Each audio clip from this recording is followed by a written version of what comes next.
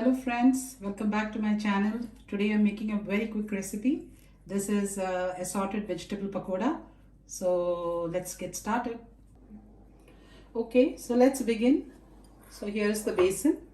Add the chili powder, the turmeric, a little bit of hing, a half teaspoon of Ajwain, and some baking soda. Add some salt and mix it with some water.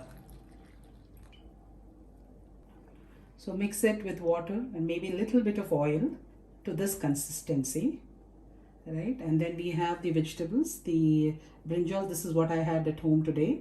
I have slightly thin cut brinjal, some gobi, cauliflower, onions and potatoes.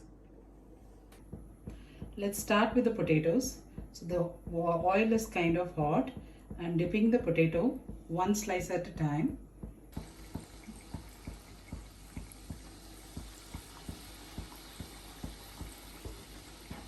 Next, take the other vegetables and repeat the process. So the vegetable pakoda basket is ready. You can actually make it with the vegetables you have at home that you enjoy. You don't have to really go out and buy these specific vegetables for this. I have put some chili powder and chaat masala, sprinkled it on the top. So enjoy it.